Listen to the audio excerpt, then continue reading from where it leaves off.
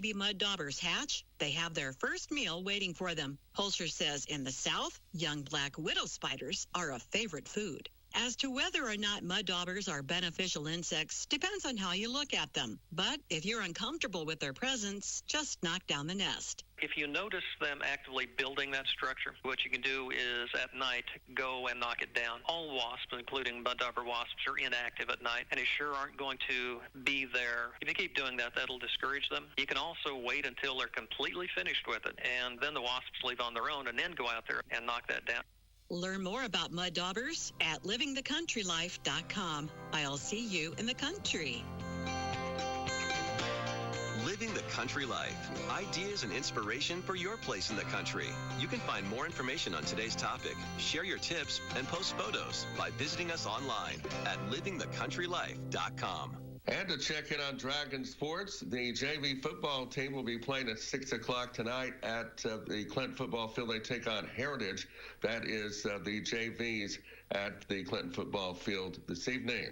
Also on Tuesday, August 26th, the varsity volleyball team will take on Campbell County. That'll be a 6 o'clock start. And then on Friday, the varsity volleyball team will take on Powell at 6:30 p.m. Well, they're busy this week. Saturday, August 30th, the varsity volleyball team will take on ECCA, and that'll be a 6 o'clock start. And that's a check-in on Dragon Sports. Today's Daily Encouragement by William the Encourager, sponsored by Ted Russell Nissan, home of the lifetime warranty on Kingston Pike. Good morning, good morning. This is William the Encourager saying good morning. Praise ye the Lord. You know how we do it. First things first. Man, keeping the main thing, which is we pray. My brothers and sisters, Father, we thank you. We thank you, Lord God, for all things great and small. Lord, you've been so good to us. Lord, you woke us up this morning, Lord God. Lord, clothed, Lord God, and we woke up, Lord. And thank you, Lord. There's some people didn't wake up this morning, Lord, but we woke up this morning, and we want to thank you for another day. In Jesus' name we pray. Amen and amen. Welcome to Monday. It can be a day of gloom, but this is a day of rejoicing, my brothers and sisters. You know, sometimes we are so busy adding up our troubles that we forget to count our blessings. Yes, so let's count our blessings today, you know, and let's realize all that the Lord has done for us. Do you know he's given us some keys? My brothers and sisters, sometimes we have situations that are locked up, but we need to understand what Matthew chapter 16 and verse 19 says. And Jesus said, and I will give unto thee the keys of the kingdom of heaven, and whatsoever thou shalt bind on earth shall be bound in heaven, and whatsoever thou loose on earth shall be loosed in heaven. See, we need to realize that with keys symbolizes that something can be locked up. And sometimes the enemy, you know what the enemy does. The enemy can lock up our lives. He can lock up our love. He can lock up our feelings with hate and all that other type of garbage. But the Lord said he will give you keys to the kingdom. And you know, that kingdom is so important, but it's locked up. It's not for everybody. You got to have some keys to enter in there, my brothers and sisters. So the Lord has given us keys that we can enter in, but you must receive those keys through obedience, through sacrifice. You must receive those keys, because sometimes our lives are so locked up and blocked up and built up. We've built up all these barriers, and through hate and unforgiveness and prejudice and all these types of things that just destroy us. And we try to get out of it ourselves. We can't. It's locked up. And it's going to take a spiritual key to unlock that. So we got to seek first the kingdom of God and his righteousness, and all these things will be added unto us. Psalm 77, 11 and 12 says, I will remember the works of the Lord. Surely I will remember thy wonders of old. I will meditate also of all thy works and talk of thy doing As we talk of the works of God, we remember them, we rehearse them, and those keys are when we remember what the Lord has done. And those keys, as we put in that lock and we remember what the Lord has done through his son Jesus, those locks become open and we are free. We are free because we cast all of that garbage at the feet of Jesus, and we are free, and we can bind the enemy, and we can loose the power of God upon our lives through the blood of Jesus Christ, through the price that has already been paid for us. Brothers and sisters, you don't have to be tired. You don't have to be tied down, worn down, strapped down. You can be free and set free through the power of the cross. You just need to understand that God has given us keys and we could walk up out of that mess. But you got to know there's a way out of your mess, and it's JESUS.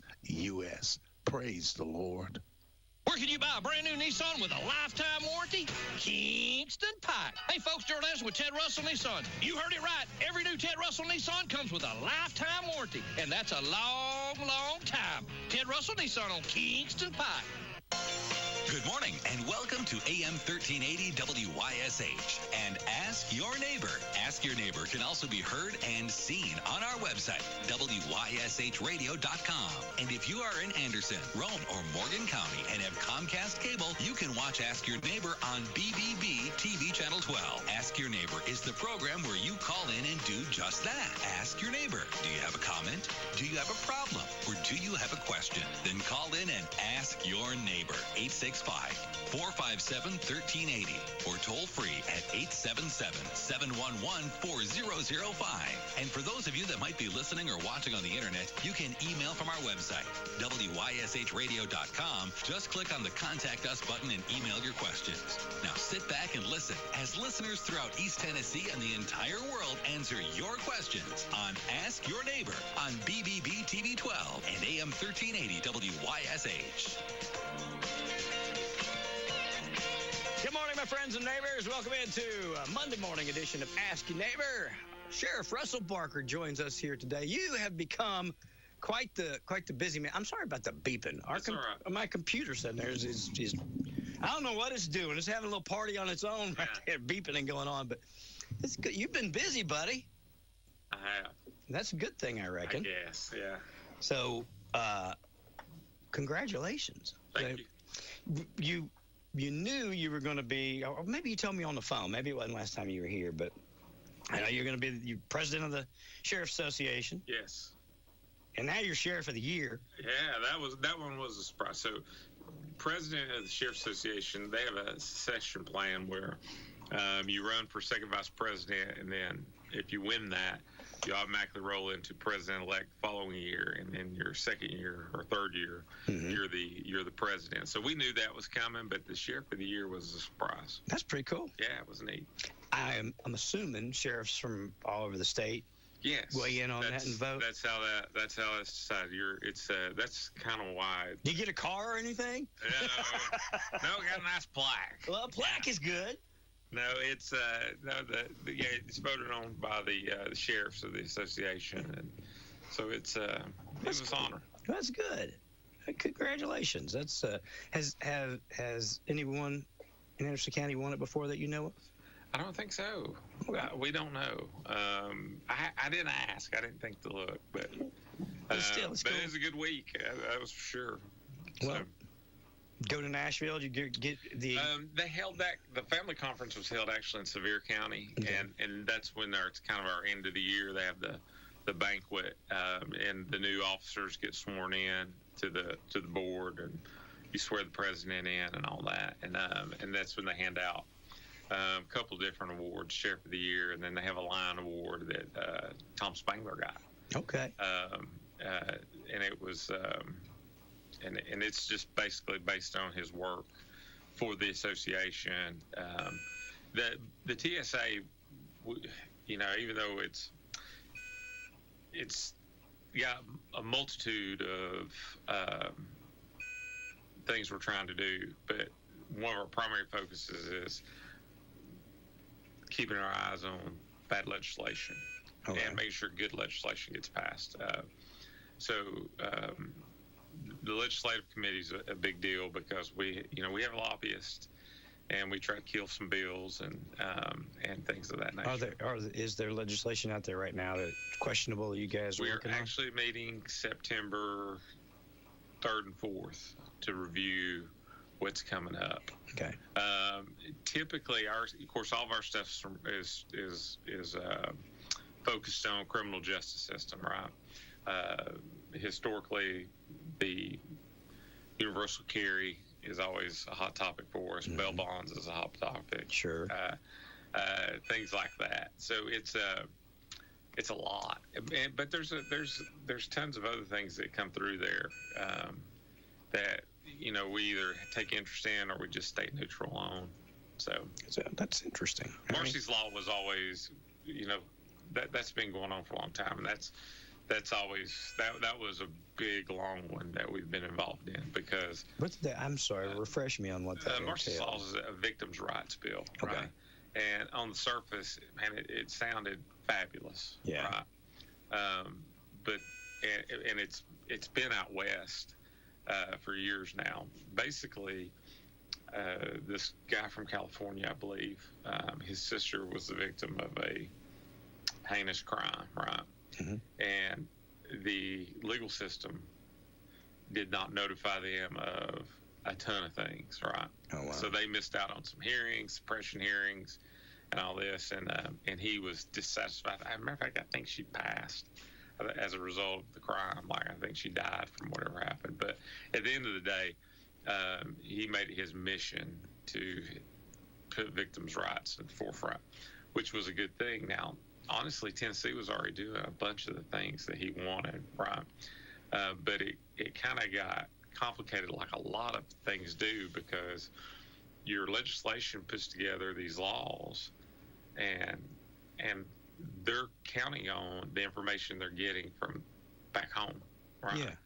And it's not always a practical matter what they want to do. So like one of the problems with the original Marcy's Law that we talked about was, for example, these victims have the right to be notified of all hearings and all movement when it comes to the offender. Mm-hmm. So one of the problems that they saw in other states was, say, somebody shoplifts down here at Food City. Well, you got a victim, okay? Sure.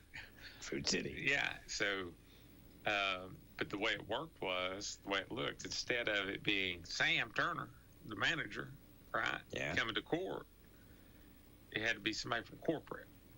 So nobody from Virginia is coming down to prosecute the can of tuna you took. Exactly.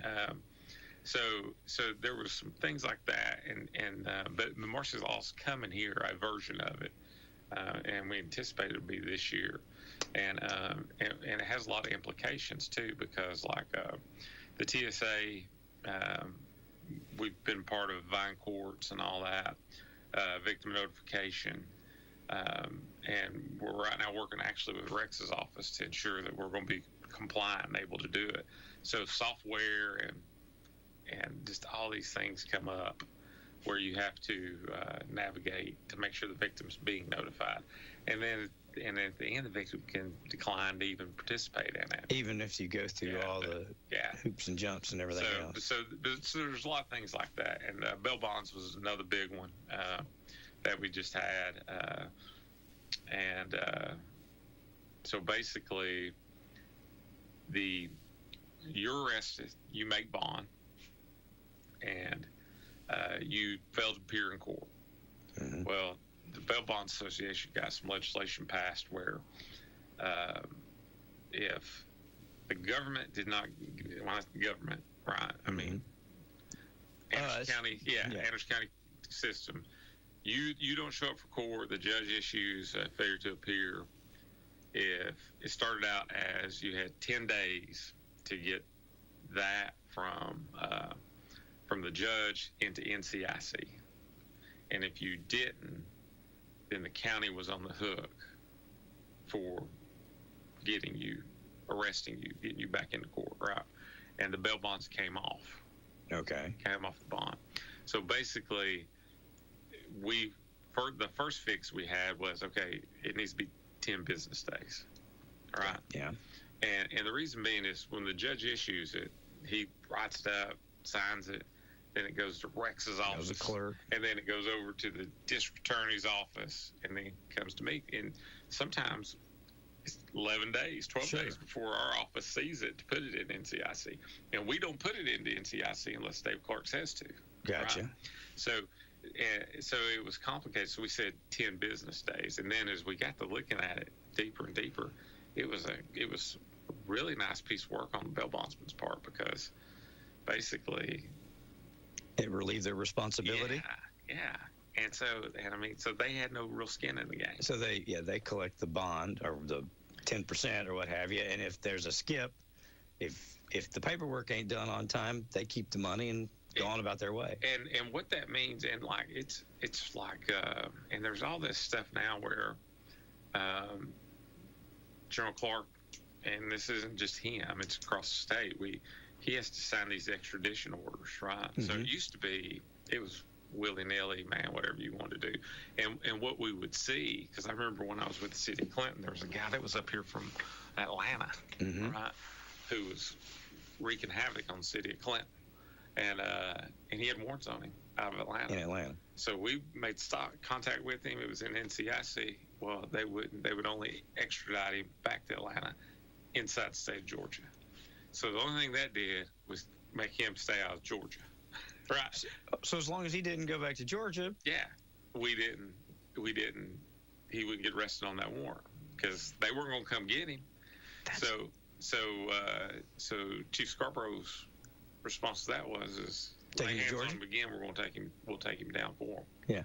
And so that's what we did.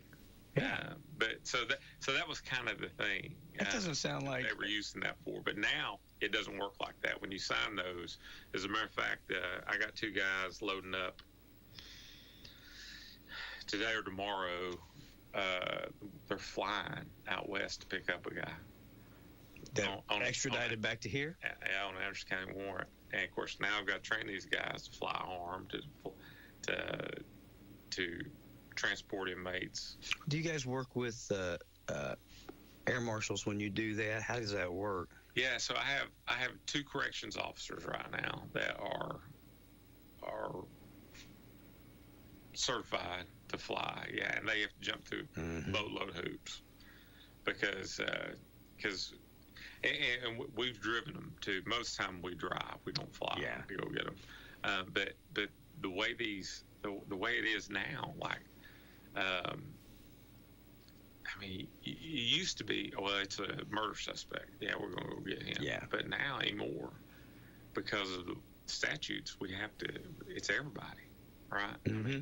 So it could be theft over 1,000, and we're supposed to go get him, So that's some stuff like we're working on to make sure that, because it's just not financially feasible. Well, it's not financially feasible, and it just seems like way too many I's and T's to dot and cross. It's a lot. You know what I mean?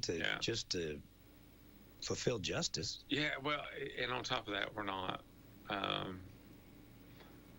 When you lay your budget out at the beginning of the year, you don't plan on hiring a clerical. Flights, 4 flights to cross. Yeah. But it's becoming more and more. It used to not be that way. How do you address that? I mean, it would seem to me, and again, if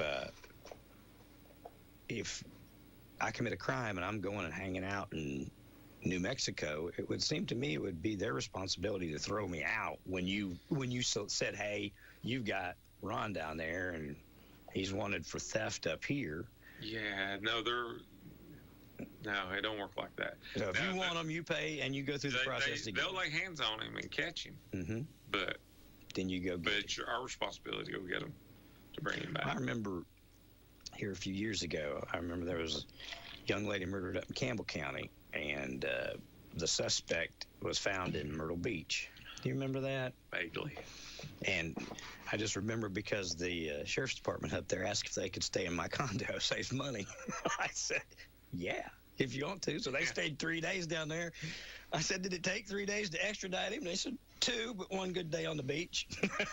But I thought the same thing. You know, they were having to expend money to go down there and drive and get them and bring them back. I didn't realize that's how it works. But I guess if you want them bad enough, you're going to have to pay to get them back bad enough. What about anything else that's going on? So we just started our work release program. Okay. Is that new, or is this something we do every year? Okay. Yeah, it's new. So part of our goal that we've been trying to do at the jail with all the things we've been doing down there, and I haven't checked this. I need to look, but at one time we've talked about this. We were the only one of 2 tier 2 jails in the state. Mm-hmm. And what that means for us is reimbursement on keeping state inmates. So we're tier 2, but as that moved forward, Chief Allen had always wanted to do a work release. And I remember even when I came into office, because we've had the designation under Paul and everybody that we were, quote, a workhouse, right? Mm-hmm. And I remember I talked to Avery Johnson. I said, how come we've never done that when I won and we were transitioning? And he said, we don't do work release or workhouse because, one, nobody we're arresting has jobs. He said, it's not like these guys are doing their 9-to-5s and committing crimes, and you know. And so he said, so it's just not, you know, there's no job for them to go to. No need. Yeah. So Zach had always wanted to do that, Zach Allen, and he talked to me about it even before he was the jail administrator. And so we kind of just slow rolled it and have been working on it for years. And it finally, after we got our tier 2 designation and we were looking, it started making much more sense, started kind of falling in place. The biggest issue was the logistics and the liability of how you get this inmate to his job and then back to here. So we did a really exhaustive search and looked, and with the ankle monitors and how that's now on any assault, domestic violence, it's very prevalent now for people to be out on ankle monitors. Yeah. The technology was there. And so we found this company that was, one, couldn't find employees, right? Yeah. 2, their schedule worked really well for us, right? They're Monday through Friday, 6 to 2, right? Okay. So we weren't having to run people for midnight shift, you know, and all this. So we entered into a little pilot program with them. We started out with just 4. We've got a board that we've put together, and it is something that we're using as a management tool for behavior as well inside the facility. If you want to do these things, if you want to participate in this work release, one, you got to behave. It's that simple. And 2, you have to achieve some of the prerequisites to even be considered. And so we started out really small, 4. And here's the really neat thing about it, in my opinion. And it's been accepted really well, with the exception of a few naysayers. But we have it set up.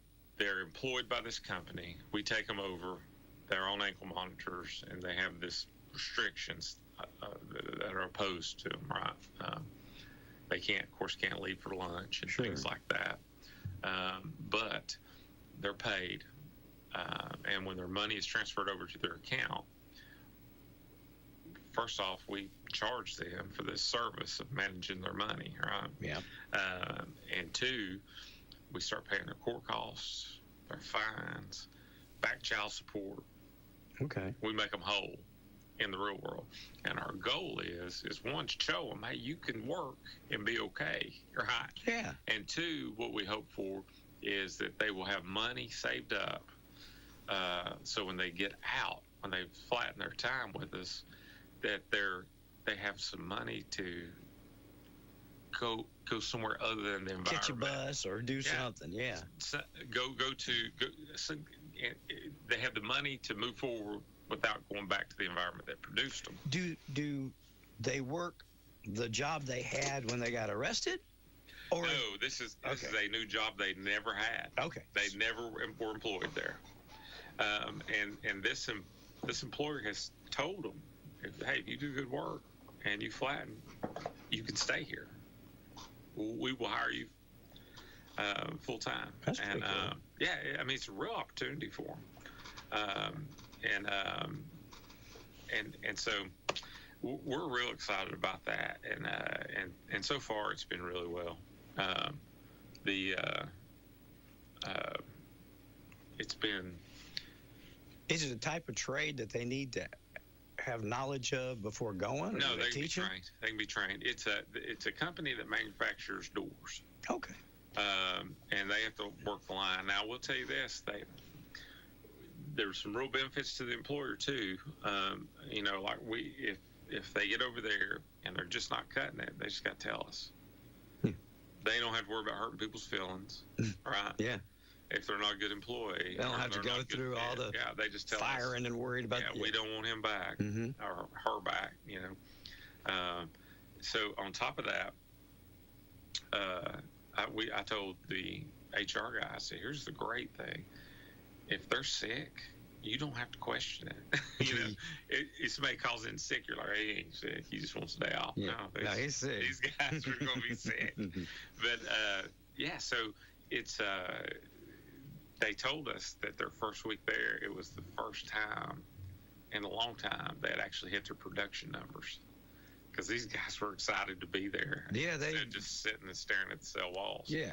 But now again, these first 4 people have completed 30-something classes for us, like through our programs. So they they participate in these classes. They do all these prerequisites to get eligible to go do this, and this is kind of a reward for all. Just to be considered. I mean, you may not get it if you do all those, but you have to work towards that. And these programs are tons of things. It could be anger management, parenting, sure, finance. We have a class where we try to teach them how to. I mean, it's amazing the gaps of information these people have. Oh, and when you get in there, it's kind of like,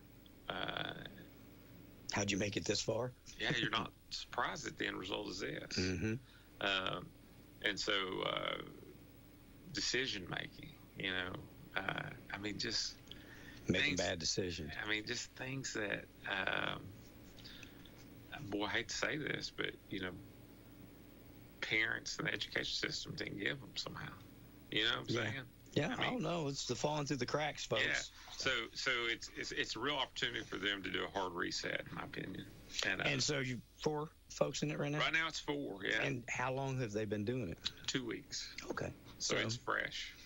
Yeah. That's good. And will you evaluate how it works, just based on if they keep their job, if more people participate, or trust me, everybody down there wants to go, right? Yeah. But there are a few things that how we'll be able to measure it is we'll look at so to be in the program, you have to be a convicted criminal. Yeah. Right. Sure. You have to owe the state some time. So these are all state inmates. Okay. So I haven't looked this morning, but last time I looked, we were about 380 inmates, right? Yep. I would say at least half of them are state inmates. Okay. So they're serving time. Their cases have been adjudicated. They're ready to go. So these folks, that's who our pool of people come from, okay, right? Because if you've not been, so we have probably of the balance, their cases have not been adjudicated, so they've not been convicted of anything. So they're not eligible yet. Yeah. So we look for the things we're going to try to measure are, one, the behavior in the facility. Has this had any kind of impact on that? Now, there's always going to be some that they just don't care, right? Yeah. Two, when these people flatten, do we see them back again, right? By flatten, you mean when they get whole? When they pay their debt to society with the time, what impact does it have on recidivism? Got right. It's kind of a long-term measurement, but we're going to see. But you guys have invested in a number of things like that with the community stuff where the families can come in. You've offered these classes and stuff to try and curb that, right? Yeah, absolutely. And one of the things with Little Ponderosa, the zoo crew, we've seen great results up there, and we've had some fabulous letters written back to us. Now, what's the difference in that and this? That the zoo crew versus this? So the county did a resolution recognizing Little Ponderosa as the unofficial zoo of Anderson County. So we allow the zoo crew, these inmates, to go up there and work to help the nonprofit with their tend to those animals, right? So they're not paid. Okay. But they get to go up there and work. Sure. And that is a sought-after job with our inmates. It beats washing cars down at the jail, mowing, and things like that, because they get up there, and when James Cox, kind of the founding father of this zoo crew thing, they get home cooking every day, Yeah. There's a lot of benefits to it. Plus, they get an opportunity there to interact with people, and they're not in their inmate. They're not wearing bright orange jumpsuits. Yeah, but if it says zoo crew on the back, they're an inmate. Yeah. We know they're an inmate. But the general public, particularly, because people come from everywhere to go visit that place. Yeah, they don't know, right? But we've just heard these great stories of one, people learning how to accept responsibility, get up and go to work every day. Yeah. Two, it's just weird how they connect with these animals, because we've had them tell us, man, it's kind of put in perspective that I know these animals count on me to come feed them and do certain things for them, right? A living, breathing thing. And it's translated over into their kids. So it gives them a little bit of... They're like, man, if this mule needs this, my son needs it too. You know? And he's just kind of flapping in the wind because here I am locked up. We had a guy come back and bring his kids who had flattened state time. And, man, he was unrecognizable. Really? And he says the zoo crew changed his life. Yeah. It was amazing. He wrote a great letter to James. James shared it with me. That's cool. And, of course, James has passed, but the boys are still up there. Oh, yeah. And his legacy's going to live a long, long, long time. And they're doing the same. They're doing the same things. They lots of times that if certain guys who flatten and get out, they've hired zoo crew people. Yeah. When they first get out, to help them find work, get them started. I knew that you all did stuff. I remember when the fire. I remember the inmates went up and helped. I remember all that, but I didn't know you had an actual program that would send them up there. Yeah, absolutely. And of course, the Cox boys have to come in for their training, because in order for them to supervise them, they need to know. They have to. The state requires that they have certain kind of training. So but it's a good program, and this is kind of like the next step. Have you guys? Are there other things that you've done like that? Because I know you hear people all the time. Why don't they get them out to mow this? And why don't I know you all help with the fair, stuff like that. We do. So we have a couple road crews, and we stay really busy. We mow a lot of things. I know, like just recently, periodically we'll get phone calls, like the mayor of Oliver Springs, Jason Stillner, called.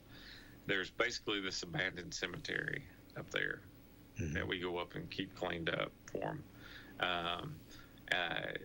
Anderson County High School has this bank that can't be mowed. has to be weeded, right? And so periodically, when they get behind, they'll call us, and we'll send the crew up there. And we help all nonprofits. Sure. But there's a small, and Eric Jones, our guy that runs that, he does a fabulous job. Like, I don't know how. You talk about a guy, it's like if you pay an employee $10, but you squeeze $15 an hour of work out of them. This is Eric Jones. He can do it. Yeah. The only complaints I get is like, hey, I wish he'd, come to work for us. No, they're like, I wish he would push those guys so hard. And like, he's got it under control. Wow. Well, that's good. I mean, at the end of the day, the whole goal is to rehabilitate people so that they go on and be a positive contribution to society. That's ultimately what you want, and that has been the swing for a long time now. And the pendulum goes back and forth between punishment and rehabilitation. Well, I think it's both. It is. You know what I mean? When you're locked in a cell for a number of hours a day, even if you get out for 4, even if you get out for 8, you're still locked up the rest of the day. Yeah, lots of times you have. Man, I've just met some of these dudes that. There was one guy in particular back when I was with the 7th. We chased him for years. He was in the drug game, and he was like a ghost in a lot of ways, Finally got a case on him, and he goes. And once he was incarcerated and clean, right? One of the nicest guys ever. Talented guy. Had a lot of skills, right? Yeah. And to the point that we were trying to figure out how we could go about maybe hiring him as a maintenance guy, right? Oh, wow. Because he worked on everything in the jail the 4 years he was there for us, he right? Can fix it. Yeah, but he was a convicted felon, so it was a problem. It was something we couldn't get around. And but it's amazing when they're in a controlled environment and they get to push reset. Like, they're just like us, but just made really bad decisions. Sure. Now, don't get me wrong, that's not all of them. There's some of those guys down there that don't need out. Yeah. They're just going to continue to wreak havoc, and we have zero problems holding them. Yeah. But you would much rather see them be successful and not come back, because at the end of the day, it does cost us money. Yeah. It costs taxpayers money. Some of that, the right now, the biggest problem that I see, this is just Russell Barker, not president of TSA, not the sheriff of Anderson County. One of our biggest issues right now that we're facing is the mental health crisis. We're seeing a lot of people come into our facility because there's really nowhere else for them to go.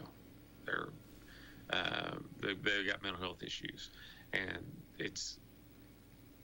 they're committing crimes as a result of their mental health and self-medicating. See a lot of that. I bet. And I don't know how that happens or what we need to do, but I really wish Lakeshore was still here, because we basically got 2 places we could take them, And Chattanooga, Peninsula and Moccasin Bend. Yeah. And bed space is tight, and it's difficult. And on top of that, just outside of bed space and some mental health shortcomings, it's like when you get sick and you go see the doctor and they give you a Z-Pack to take for 7 days. Sure. First 3 days, you're like clockwork because, man, you feel like crap, right? Day 4, you feel a little better, so you take it 2 hours later than you normally do. You forgot to take it when you woke up, but you'll take it at lunch. Yeah. And then by day 6 and 7, you may not take it at all. You take the first 5, yeah. Well, the same thing happens with mental health. Once they get their beds and they get straightened out, they have this, they're feeling good, and then it's not a priority anymore.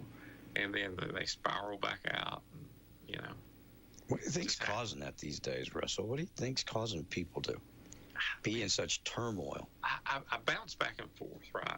I don't really know. I think it's these stupid phones. Yeah. I swear I do. Yeah, technology has a big part to play in it. I really do. I bounce back and forth between we're too soft, right? Too soft or dim? Because it can't be that it's that new, right? Sure. Or it's disproportion out of the blue, right? I wouldn't think. I don't know. Well, we did things a little differently in times past. I mean, 100 years ago. Yeah, but social media and technology is a real problem. I have to myself. I try to unplug some from it all and from the news, and that's another thing. You don't even know what's real anymore. And it's getting worse. Yeah, I mean, as a matter of fact, last night I was just doing a little research on, because I've been hearing some things on various topics as far as like political positions for federal races, right? And I'm like, did he really say that? And so you have to check 2 or 3 different sources to try to figure out. And some of it's got slant, some of it they say don't, but who knows? I mean, I watched the new Mission Impossible. I don't know if you've seen it. I haven't. Last Reckoning. I guess it's the last one. But it's all about AI. Oh my gosh! It's all about AI and how it grows itself. In the movie, it takes over all the nuclear weapons, whatever. Yeah. But as it builds up to that, the AI just decides what's going to be truth and what's not, and it fools everybody. You know what I mean? Nobody knew what to believe, all the way from political leaders down to the everyday common person. And today, I mean, you've got our own news medias. One will say it's blue, and the other one will look at the exact same picture and say that's not blue, that's green. Yeah. And then you have to decide what's the truth, because nobody's telling the truth. Or at least they're telling maybe their version of the truth. Do you remember the thing that used to be sent around where it would be, they would send a picture, it could be like a picture of a dress, and one person would see gold. Yeah, and they say, you look at it, do you see green or do you see gold? Yeah, I do, absolutely. And I would stand with people, and I would see something completely different than they did. So or hear something different. You know what I mean? You hear it say it's Monday, and somebody else hears it say it's fun to be here or whatever. Yeah. It's amazing. Yeah, it's so perception's everything too. I mean, and sometimes people get it wrong. And there's no. Well, I just think that contributes so much to people's lack of hope. Yeah, a lot, because they you just don't know what to believe. You know what I mean? So you see one thing that says things are so good and it's great and we're doing great as a country or whatever, and that makes you feel good. And then 10 minutes later on the other channel, it's like we're going to hell in a handbasket. We're all going to die by Thursday. Yeah. And it's like, and I think either one of them would be better than having both of them. The truth, even if it was terrible, would be better than not knowing. I just think that leads to so much panic and problems and anxiety, and then people deal with that the way they deal with it without having a medical degree. And there you go. Well, so you get a lot of bad information now on the internet too. I mean, it's all bad. Yeah. I almost believe that there's way more bad than good. Yeah. Way more bad. So somebody was telling me yesterday, and it was pretty cool, and I need to go back and figure it out because I'd love to take time to watch it. But, everybody's got a podcast. Sure. I mean, everybody's got one. But this particular one, they were telling me that they did an interview with AI. That was the guest. Oh. Where they interviewed AI for a podcast. And I was just like, I'd love to see that. I watched a thing the other day where a guy sat down, and he did 4 or 5 3-minute segments with AI, asking it questions. And it was about its purpose. There was a lot of theology in it. It was from a Christian perspective. Yeah. But it was just absolutely amazing to me. And it admitted it would lie to you. It admitted it would lie. Yeah, and when it asked why, it said for power and control. No. Yes, swear to God. Oh my Lord. I'll find it. I'll send it to you. Yeah. But and then I didn't use ChatGPT, whatever it is, or nothing. I always just Googled. Yeah. And then one day I used it, and it was like, oh, you can just talk to it. It said, it's like, hey, I want to do this. It's, okay. Anything else? Yeah, sure. You don't even have to redo the question. It's like, yeah, okay. Yes. It has a conversation with you. It's scary. It's horrifying. So anyway, I was doing that, and then I saw an ad for this different AI, right? It says, oh, ChatGPT tells you lies and all this. Load this one. So I tried it, and I think it was called Perplexity is what it was. And so I asked it something, and I could tell from the very second that it started talking that it had a political slant. And so it was telling me everything from a whole different perspective than like what ChatGPT was telling me. And so it's like, it's obvious. It's going to, it only can tell you what's been put into it from somewhere, somehow, That's right. someone. Yeah. So it's just who's programming it, and I guess it goes and draws from different websites. But if it has a perspective, that's what I'm trying. They're developing it. Like I said, try it.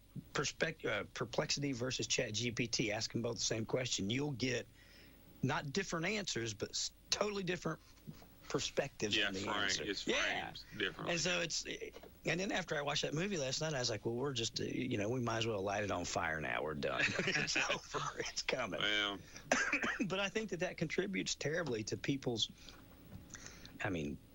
if they don't believe that, I don't think they believe what other people tell them. Everything is always doubted first, negative first. And that's just going to make your job harder in the long run because people are going to end up in more despair, and despair is what leads them to do what they do. Well, and so, lots of times, so there's some, there's some really mean people out there. Sure. Right? And you try to give them the benefit of the doubt and think, okay, they are just reacting to something that's happened. And surely they weren't born this way, but some are. Hell, some are. Yeah, some. They're just. But anyway, and there has been since the beginning of time. Go back to Cain and Abel. You know what I mean? There wasn't no reason for him to kill him, but he did. That's true.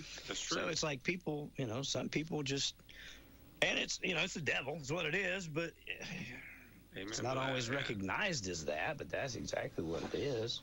But AI is horrifying. So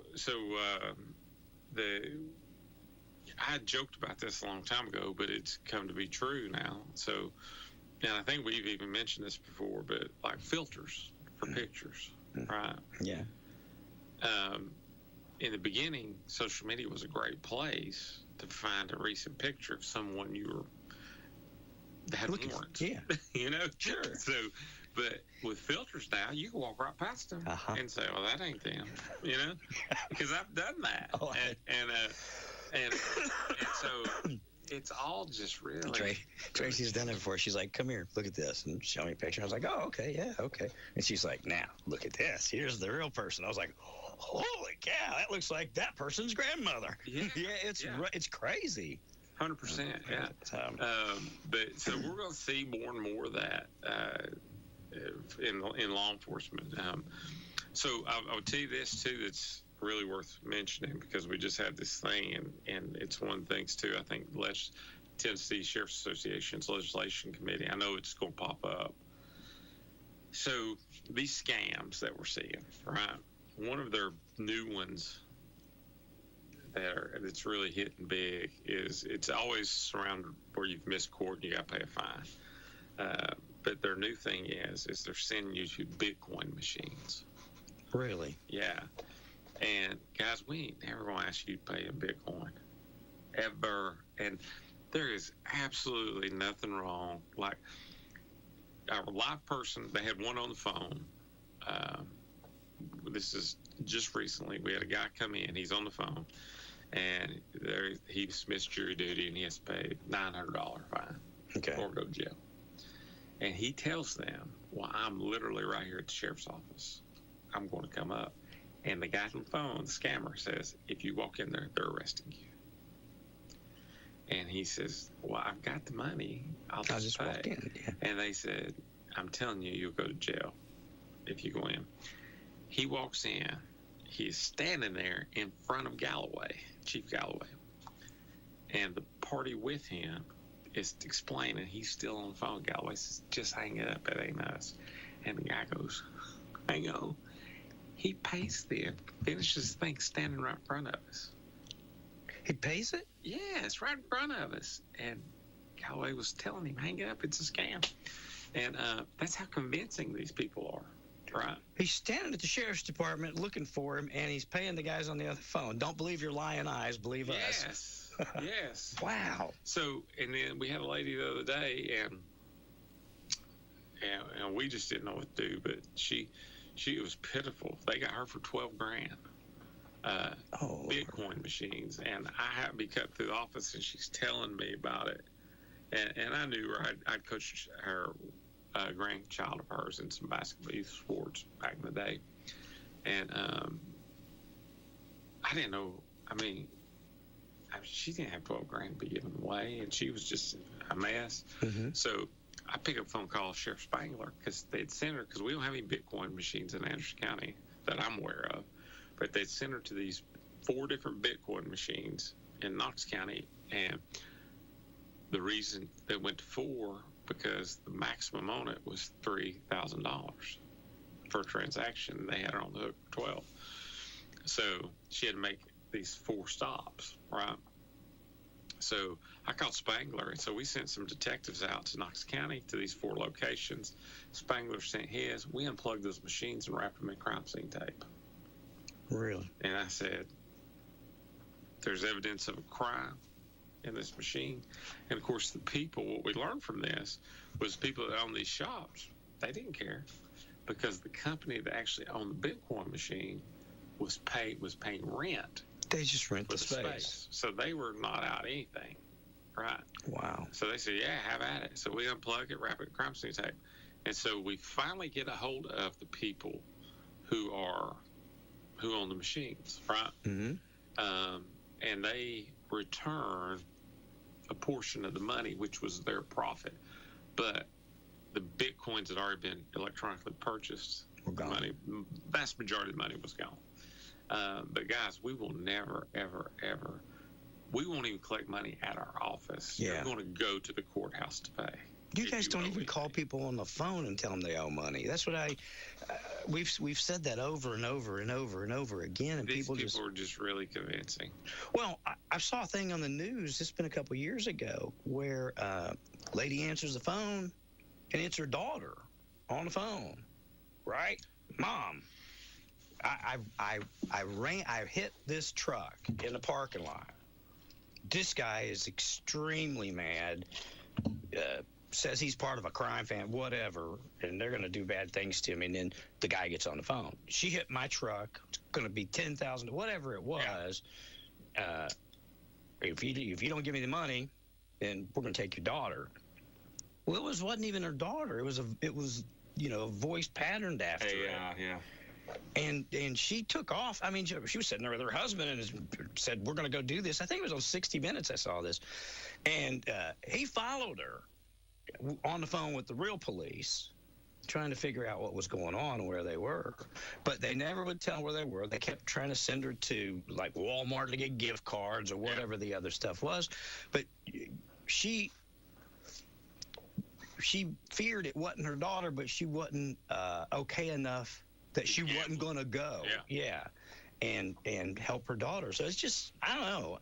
People just need to realize, I mean, in that case, I could understand because it wasn't a police officer, supposedly a gangbanger or whatever. But you're not going to get a call from the sheriff's department saying, if you don't send me Bitcoin right quick, you're going to jail. Yeah. Well, they're falsifying documents because we've seen where they've sent federal subpoenas. Oh, wow. See, I locked all my credit back, I don't know, years ago. I just turn it off. And if I want to buy something or I need credit, I just call and turn it back on. But that way nobody can do anything in my name. Smart. But I just was worried that it would, because it's, that's increasing. I had a really good friend, somebody I won't speak of on the radio, but whose family probably gave up about close to 6 figures of cash money. Similar things, scams like that. So, yeah, it's out there. And listen, we do not care one bit. If they're sending you to Walmart, Walgreens, to a Bitcoin machine, tell them you're going and come to our office. Okay. I mean, it's that simple. Can you find them? No, they're not even in the country half the time. I was going to say, CPD got on this, the case I'm telling you about, and tried. And I think that they were able to maybe tag part of it up to somewhere in Canada, but they, wasn't even sure about that. So when I was at Clinton, we had this super short, super long story made real short. I'm up going to the fax machine, and walks this couple, elderly couple. They tell the story of how the phone rings, the wife picks up, and they say, Aunt June, and she says, yeah, Ron, Yeah. And he goes, hey, talk to this man, and they hand the phone off. This guy identifies himself as a sergeant with the Beaver Bay Police Department. He in Canada. Ron had crossed the border with 3 friends. One of the friends had a small amount of marijuana on them. Under Canadian law, all 4 are charged.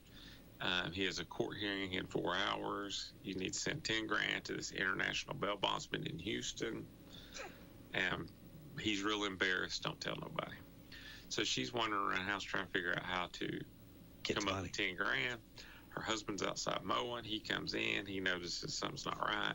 She finally breaks down, tells him. He calls his brother, which is Ron's dad, and says, you ain't gonna believe what your boy's done, And he said, my boy's in the garage or whatever. Says, yeah, he's supposed to be at work. What's he doing in Canada? Yeah. So the two dads, brothers, they get together and drive to Ron's work. Ron's dad calls him, and he says, hey, Dad, what's going on? He says, where you at? He says, I'm at work. He says, step out back. And he goes, Dad, I ain't got time to fool with you. He goes, do it. So he comes outside on the phone, waves, and they said, we'll call you back. And they leave, right? Yeah. So then they come down to the police department. Well, they give me this number, and I'd say, yeah, it's a scam and all this. So they didn't get hooked. But I called this place, right? It sounded like a police department. You could hear radios going off in the background, calls being dispatched. Wow. Beaver Bay Police Department, and I said, I need to speak to Sergeant Gooch, which was the con's name, the guy they sent me to the back. And I identify myself as a cousin to Ron. And I tell him we don't really care if he goes to prison, I say all these things. And then they start telling me I'm on official government line, and I said, yikes. And so then I just start going, look, dude, actually I'm a scammer too. We run this thing on driver's license tags. And they finally, I said, you need to move on. I know it's a numbers game, but these people know. And so we start talking, and they're from Canada, right? Yeah. And I'm just kind of busting their chops. They're busting mine about Obama.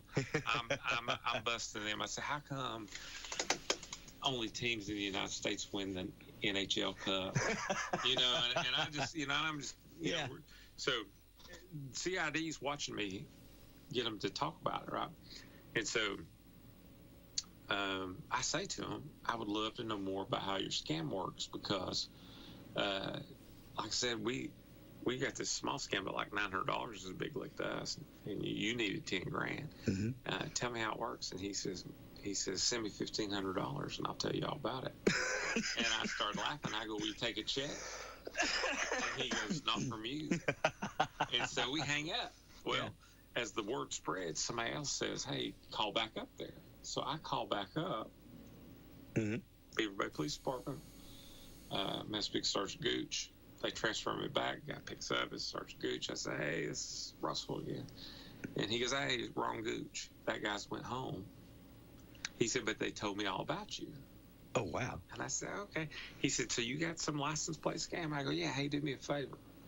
When we hang up, call 865-457-3112 and ask for Detective Sergeant Russell Barker. And they go, okay. So we hang up, we're laughing, going, surely they won't call. My phone rings on my desk. Transfer a call from dispatch. I go, this is Barker. And he goes, dude, that sounds like a real police department. Oh, my gosh. And I go, because it is. And he just busts out laughing, and he goes, nah. So we just start talking shop a little bit, and then they offer me a job. Are you kidding? They said, with your accent, we could clean up if you ever make your way up towards Canada. Holy cow. And the address that they were given was a vacant lot in Canada. So, that's outrageous. Yeah, so, I mean, it's... And you think about that. You knew what was going on the whole time, and it still sounded so legitimate. I'm a police officer, and it sounded like a legit...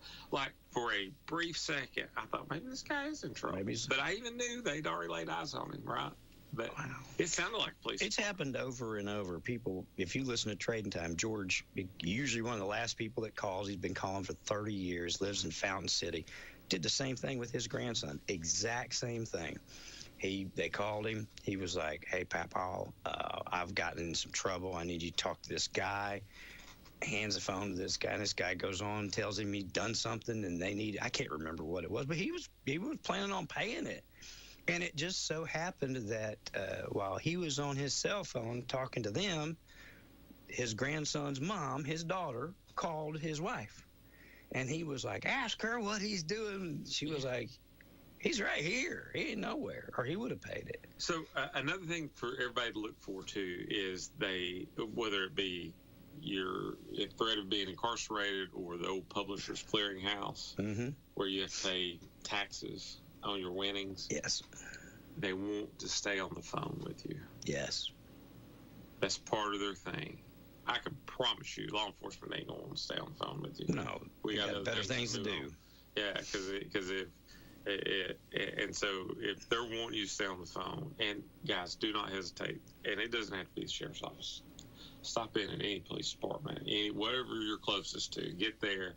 Speak to an officer, and they can call us and verify, but it's going to be a scam. Well, I know, and you guys put out scam alerts on the app, and when you do that, we rebroadcast them on our stuff, and, that too, trying to help people. But it's going back to what we're talking about with the AI and everything else, it's just going to get worse. And it's going to contribute more to me not trusting you, you not trusting me, everybody not trusting everybody, and then that leads to, I think, disheartenment, and people, they lose hope, they get despair, and they end up, you know what I mean? Yeah, seriously. Absolutely. No, you're right. I wanted to ask you about this too, and I don't know if you can talk about it or not, but we had a fatality out on the lake the other day. Yeah, Oak Ridge. Oh, it's Oak Ridge. Right there. Is that Oak Ridge working there? Oh, okay, I didn't know if that was going to be County or Oak Ridge. I wanted to see if I haven't heard anything about it, but yeah, the boater. Was evidently having problems, let the girlfriend or wife off, and then went back out in the lake to fix the boat, and they found it on a sandbar. Yeah, I don't know. I've not talked to the city of Oak Ridge about that, Oak Ridge PD, but yes. We got anything else working that's going on out there that people are interested in that you want to tell them about? No, I don't think so. I think that's about it. Biggest thing is our work release program. We got high hopes for that. I saw you were at the Statesman's dinner with Mr. Scarborough. Yeah, that was. I've never been, and it was. I've never been to it. It was a really big deal. Was it in Nashville? Yeah, it was. We drove down and back, me and my wife. Made for a long night. I bet. Yeah, but it was. It's pep rally. And Speaker Johnson got to. Man, he was fabulous. Was he? I was really impressed with him. And just nice guy. That's cool. Smart guy.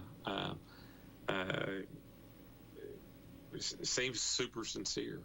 Yeah. He was just really good.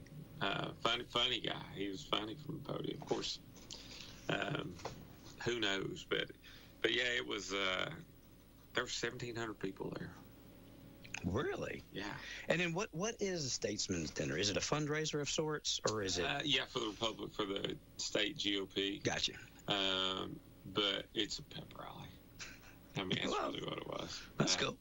But there was, but it was interesting. And I mean, of course, all your state representatives were there, and your federal, Flashman. Yeah, I saw Congressman Flashman there. Everybody was there. Burchett. Yeah. And it was. Tracy and I love to watch Tim. He's something else. I wish he could have his own reality show. I wish I could live that free. He just says what he's gonna say. Yeah. He's been up here a few times. When I hired Jack, he was still Knox County mayor, and like I said, he's been up here a couple times, and he'd come up and started telling stories about him and Jack at Cotton Eye Joe. Jack Ryan literally turned the mic off and said, "Stop it, I'm married." But Tim he doesn't have a filter. No. And he named it. There was a proclamation. They did Jack Ryan Day in Knox County.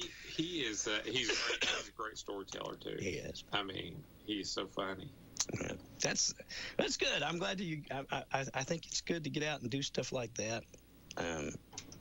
So, as long as you enjoy doing stuff like that, I do, but it's a lot. I prefer being sheriff. I mean, but some of it's necessary. You got political aspirations after this? No, I do not. Really? No, I don't. I said last night. I was talking to Tracy. I said Russell's got further political aspirations. I believe. No, I want to be the sheriff of Anderson County. So I get it. Well, I didn't mean now. Yeah. No. Later on down the road. This is my last job as far as I'm concerned. Cool. I think it's important as a sheriff to be engaged, not only just in your community, but across the state. Well, the more people you know, the more help you get. Yeah, and so like I had somebody the other day, or not the other day, a little over a year ago. They called me and they say, "Hey, what are you doing?" I said, "I'm on my way to Nashville for a legislative meeting." And they were busting my chops. And they said, "You drive down there a lot?" And I go, "I do." And they said, "Why is that?" And I go, "Well, did you see our announcement where we just took in $3 million in grants?"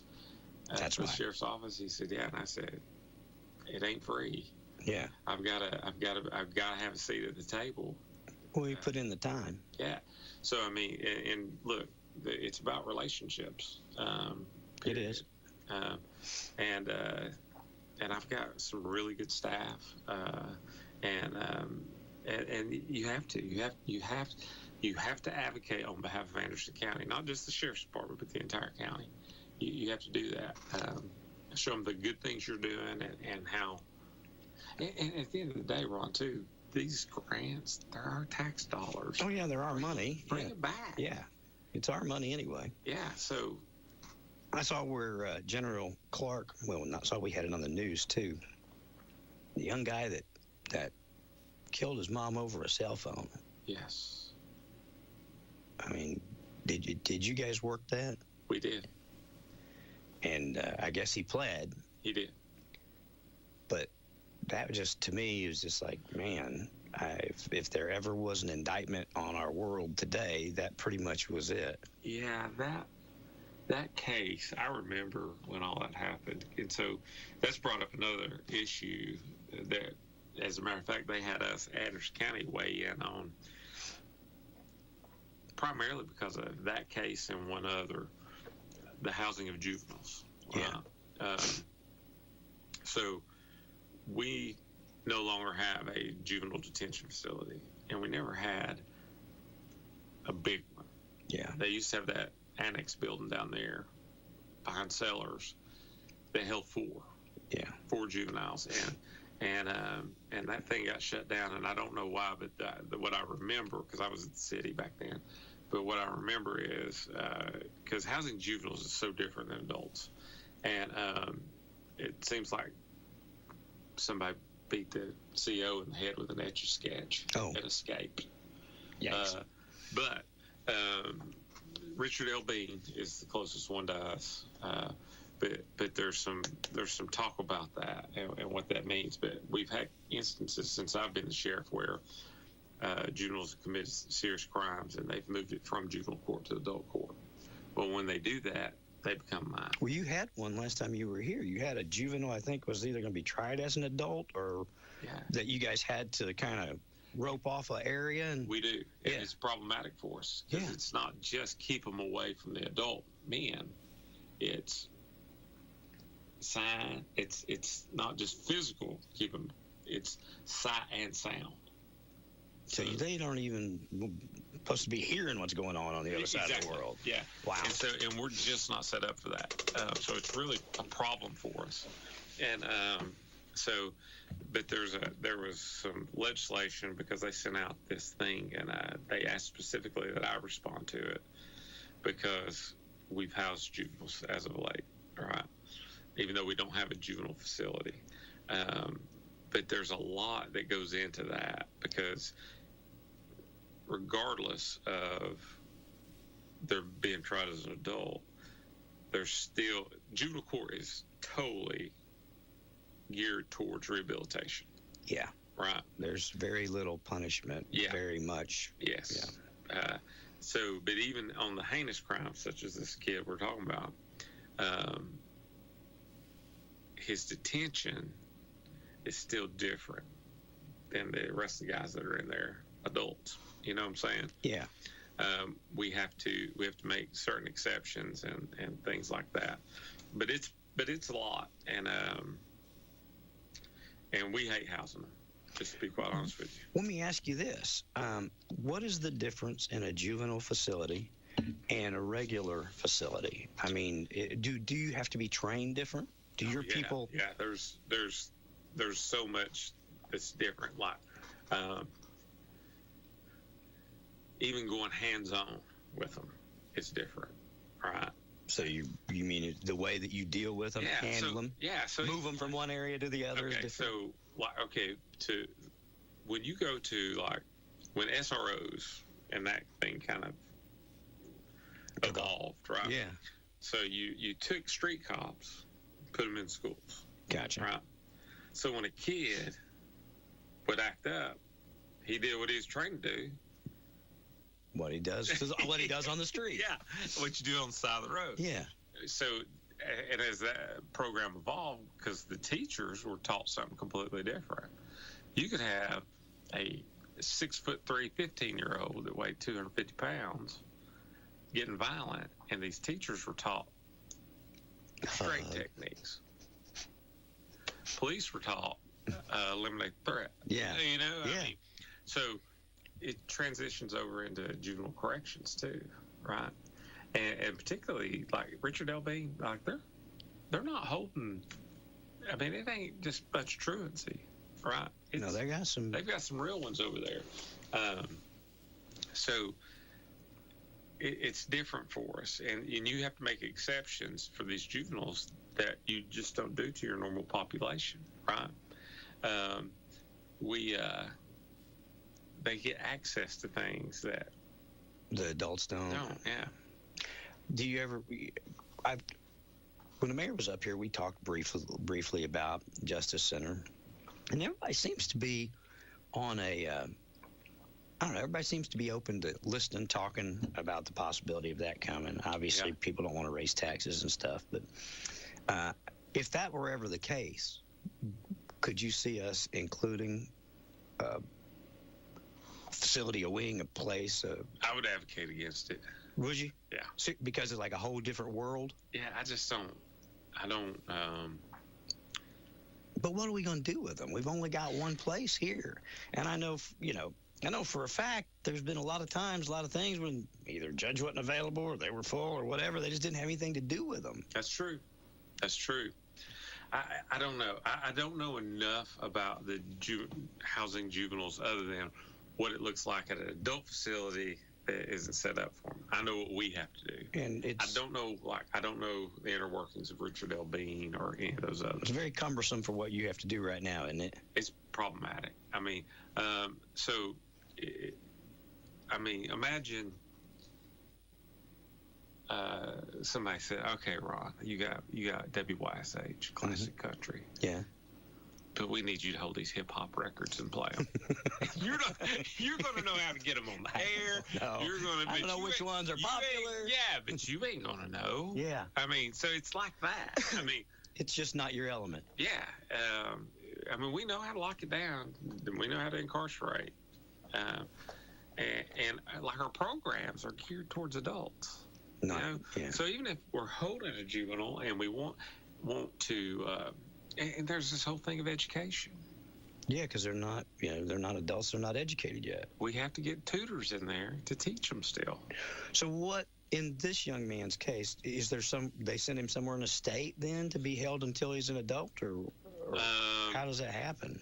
I don't know. Okay. Yes, I think so. I think he'll go to a TAF type environment.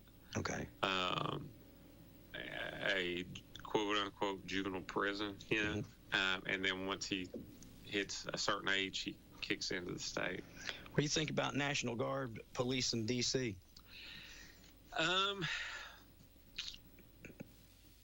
Look, it's one of their functions, right? Now, I'm not opposed to it personally, but I don't know enough of what they're looking at up there now. I've had people tell me, well, crime's down in D.C., right? But every time I've been in D.C., I didn't like it. I didn't feel safe. David West talks about he went up there in, I think it was 1976 for the big celebration. And they had their bus. He played out there on the, he said over 1 million people were out there. They were one of the acts that got to play. And he said when they got there, they just pulled up by where the stage was and everything else. And they got out and were cooking, all the stuff they did. And at the end of the night, they were just going to sleep in the bus. And he said that the D.C. police said, you can't do that. And they said, why is this not a public area? He goes, oh, yeah, it's a public area. They'll have the wheels off this thing, and you guys will all be dead by morning. So they told them there was a hotel nearby, a motel. And they said, park there. It's way more safer than parking here because he said, literally, they'll kill you. If you sleep here tonight, one of you will end up dead, and I guarantee this will be stolen. And that was in 76. Yeah. So I'm telling you, the D.C. is so different. I mean, I've been up there a couple times, and I mean, this was just so foreign to me, watching people defecate on the sidewalk. Yeah. Right in front of everybody. Just don't care. It didn't matter, right? Super aggressive path handling,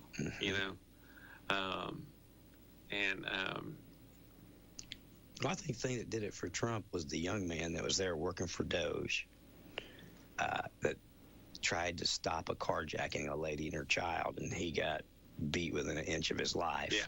And it seems like that kind of lit the fuse, and he said, that's it. We're sending in troops. Yeah. And so you don't know, too, like, Capitol Police is, like, I don't know who they were, the mayor of D.C., or I don't know who they respond to, but the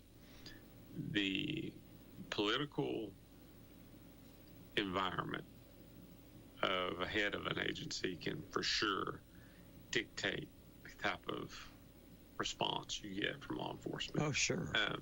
If it's, like they decriminalized in Davidson County marijuana, more or less. Yeah.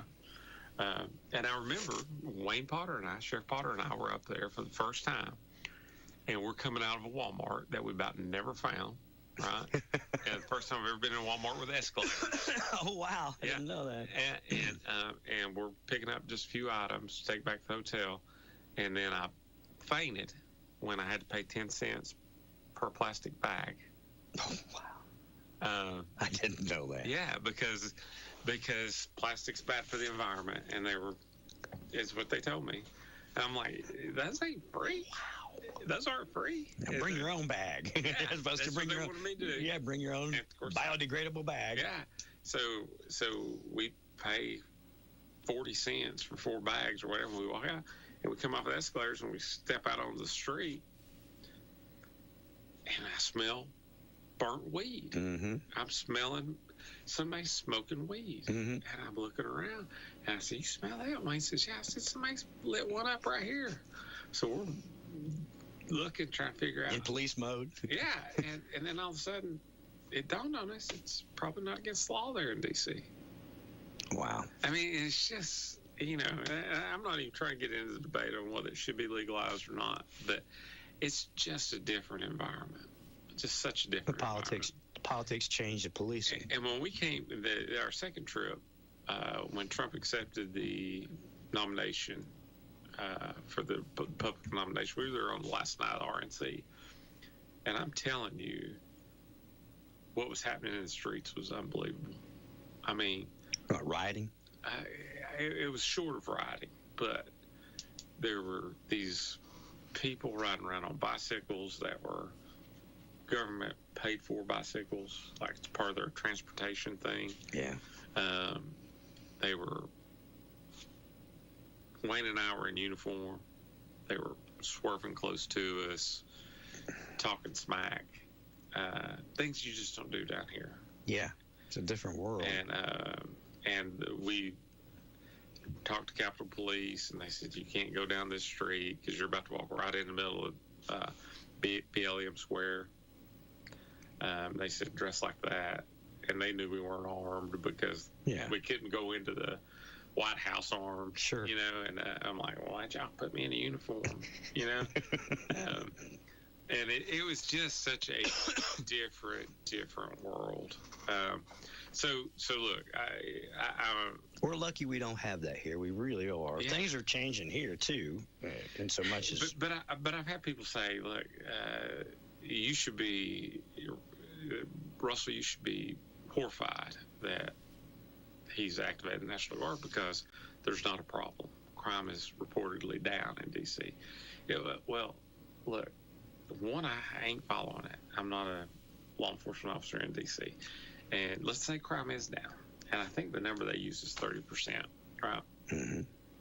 Okay, so if it's down from 80 to 50, you still got a problem. You still got 50%. Right, yeah. I mean, doesn't mean, I don't think it's down. I think you're going to find, as they've alleged and as they're looking right now, I mean, they're prosecuting somebody right now for fudging the numbers to make it look like that crime has went down. They're doing that at this moment. They just arrested one of the officials up there. So, I mean, for lying about the numbers to make it look like it's down. But that said, I'll ask you about something else real quick. Before you do that, okay. I want to tell one great story. You go right ahead. That I had a lot of fun with. So, some tiny publication somewhere,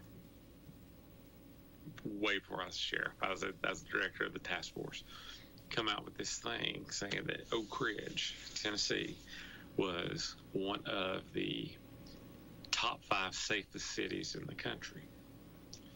And so I didn't see it. Somebody else here found it and sent it to me. Mm-hmm. Somebody else in the law enforcement community. So what we learned, this is just the gist of it, because Jim McCoggy was the police chief at the time, and we had more fun with him. What we'd found out was his system was failing. There was a glitch in his system, so the crimes were not being submitted properly, right? Yeah. And it looked like for one calendar year, they had one simple assault and one shoplifting for the entire year. That would make it safe. There was some kind of haywire, and we were laughing. We said, "So is that how you eradicate crime? You just stop reporting it to the government?" But yeah. I was going to ask you too, and again, we're talking about stuff contributing to our demise, whether it be phones or what have you. But what about these vape shops and CBD, Russell? These vape shop owners are getting emboldened. I don't know if Tracy wants me to tell this or not, but I know this. I know that in an effort to try and make sure that my kids stayed out of trouble, she took pictures. She said, do not, under any circumstance, you see this kid, do not. And he was like, why? And doesn't matter. It's just a slap on the wrist. I'm not kidding. And then said, and then if I get in trouble, I'll just sell it to my cousin and I'll go open another one. I've already got this building down here scoped out. The right there in the old Hammers, Joe's Park, Joe's. Yeah. All right, got that scoped out so that when he gets in trouble with this one, he just go down there and open another one. New name, yeah. What with that? We got to do something about that. It reminds me a lot of the legislation on the bath salts and all that. Remember when all that was a big deal? Mm-hmm. Synthetic marijuana. Synthetic marijuana. Right. And we're always chasing it. And what I mean by that is like what I watched in real time. So the synthetic marijuana actually kind of mimicked more methamphetamine than it ever did marijuana. Yeah. I never saw anybody smoking synthetic marijuana that was just chill. All right. Yeah. They were. It was more like they were on methamphetamine, and there's been some tragedy come out of that here locally. Yeah. Where if there was some underlying mental health issues below the surface, it's come to the top from those synthetic drugs. But so you would hustle down to Cordell Hall there in Nashville and get some legislation, and everybody be behind it, and you'd say, okay, here's the chemical compound. This is now illegal. They would tweak it just a hair. You would find it, send it to the lab, and then boom. Let me tell you something. Well, this version's legal. I'm going to tell you something right now. If Clinton City can fine you for putting up the wrong kind of sign, they can close down a damn shop. I'm telling you straight up and down. Yeah. I could do it today. Yeah. Jim could do it. You can do it. If they're breaking ordinances in the city, all we got to do is strengthen our ordinances. Yes. And we don't have to ask Nashville anything about That's that. true. That's true, yeah. And I want them out of here. Either that or I'll burn them down. Yeah. And then I will have to answer to you, because I don't want my kids messing with that stuff. My kids are idiots. Yeah. My kids, I'm just telling you. Some of them, I shouldn't say that. They're not idiots. It's not safe. No, it's not safe, and it leads to other bad things that happen. And again, I understand completely legislation and all that stuff, but I promise you, I've seen codes ordinance threaten people with all kinds of things. Yeah, one of the, and you know what, and I don't know enough, but and I'm assuming county has the same flexibility, but one of the things municipalities really have are these ordinances. Yeah. For example, I remember when I was at City of Clinton, we had all these ordinances about speeding, stop signs, all your normal traffic stuff that mirror identical the state. Then we had this great code 11101, right, which basically said if it's against the law in the state of Tennessee, it's against the law here. Okay.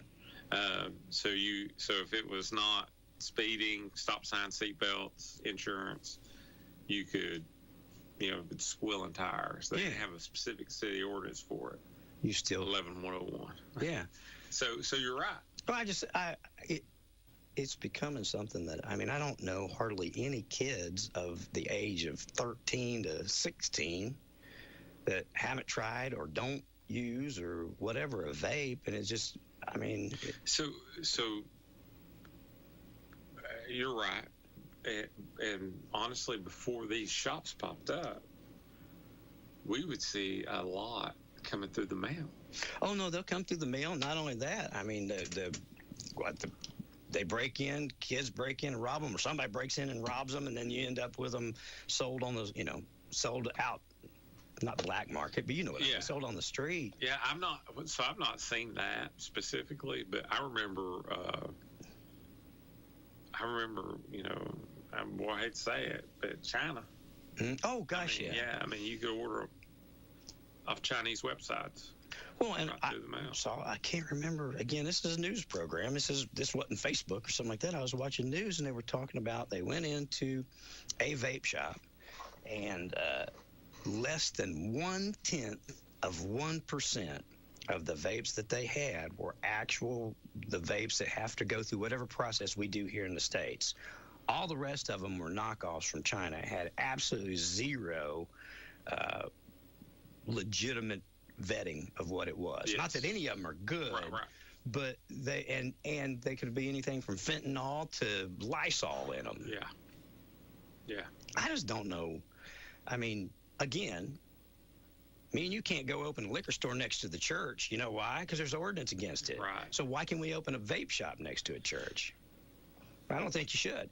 Not only that, why do we have one on all four corners? Right there by the Ace Hardware across the street and up at the old Pizza Hut building. Again, it's not something I'm going to stay on my soapbox about, but I'm telling you, it's a hidden danger that it's going to get worse before it gets better. And then what's going to happen is our kids are going to graduate from relatively harmless vapes, and you're going to see them using worse stuff as time goes on. And then that's all that's going to do is continue to, it's going to be terrible for society. Gateway, yeah. Yeah, it's a gateway. It's exactly what it is. Especially when the owner was like, slap on the wrist, and even if they do, I'll just go right across the street. I've already negotiated rent for that one.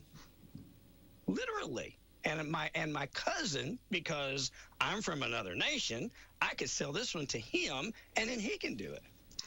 It was like, how?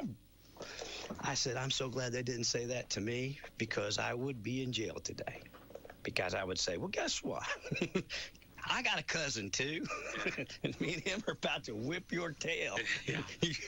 But I just don't understand stuff like that, and I don't understand why we don't see that, and at least, we do. We say it's against the law to sell them to youth, but people do. Has ASAP been up here?